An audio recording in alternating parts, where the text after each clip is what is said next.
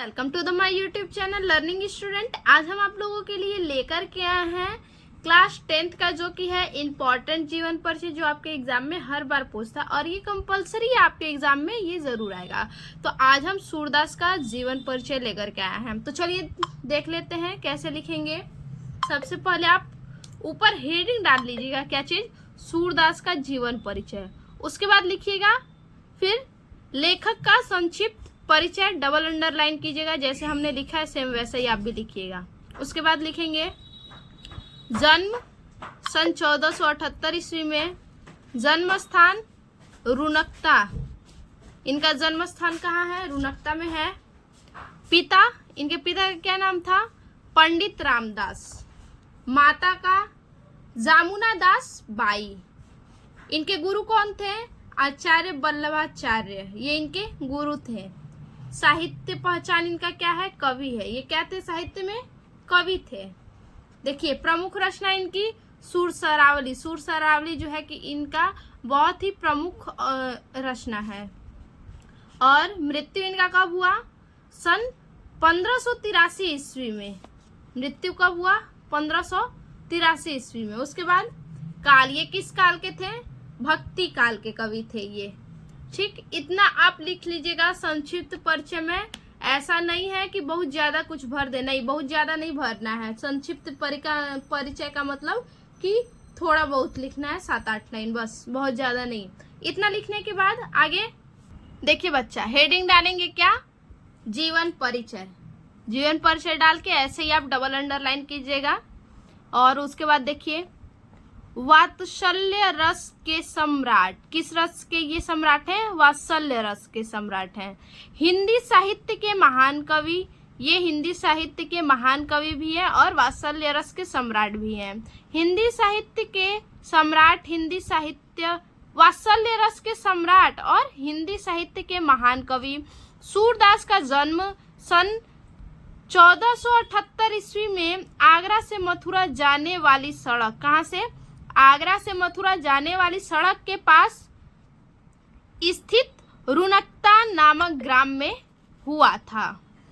आगरा से जो सड़क जाती है मथुरा की तरफ, उसी रास्ते में वहीं पे रुकनाता नामक गांव है, वहीं पे इनका जन्म हुआ था।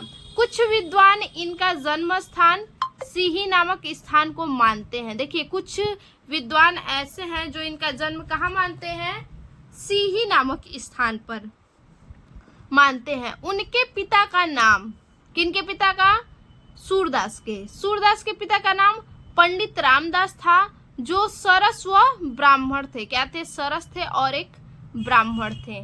उसके बाद सूरदास जी जन्मांध थे। देखिए ऐसा माना जाता है क्या थे कि सूरदास जन्मांध थे, ऐसा किसी को क्लियर नहीं हुआ है। सूरदास जी जन्मांध थे या नहीं, इस संबंध में विद्वानों के अनेक मतभेद हैं। देखिए विद्वानों के अनेक मतभेद हैं कि सूरदास जन्म से अंधे थे या नहीं, ऐसा किसी को क्लियर नहीं है, ऐसा माना जाता है।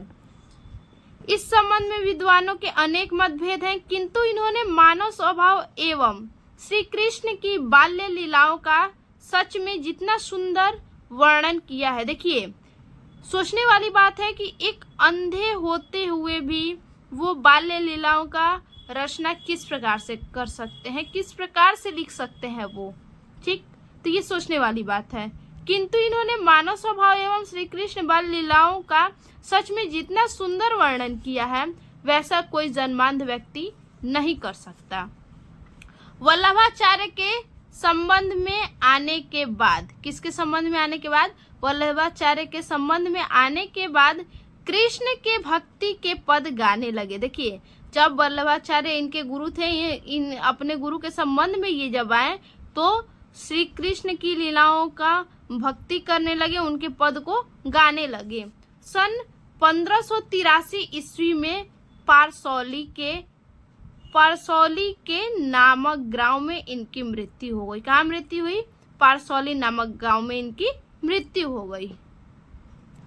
देखिए अब हम क्या देखेंगे, साहित्यिक परिचय। जीवन परिचय हमारा हो गया, अब देखेंगे साहित्यिक परिचय किस प्रकार से है। सूरदास जी महान काव्यात्मक प्रतिभा से संपन्न कवि थे। देखिए सूरदास जी क्या थे, महान थे और काव्यात्मक मतलब काव्यों से, काव्यात्मक प्रतिभा से संपन्न कवि थे। कृष्ण भक्त को ही इन्होंने काव्य का मुख्य विषय बनाया। किसको मुख्य विषय बनाया? कृष्ण भक्त को। इन्होंने श्री कृष्ण के सगुण रूप के प्रति सखा भाव की भक्ति का निरूपण किया है। ये जो है श्री कृष्ण के सगुण रूप के प्रति सखा भाव का क्या किए हैं? निरूपण किए हैं। अब आगे है कृति। कृति हेडिंग डाल लेंगे, ठीक। उसके बाद देखिए कृति इनका क्या क्या है, किस प्रकार से। सूरदास जी ने लगभग 1.25 लाख पदों की रचना की थी। देखिए कितने लाख पदों की?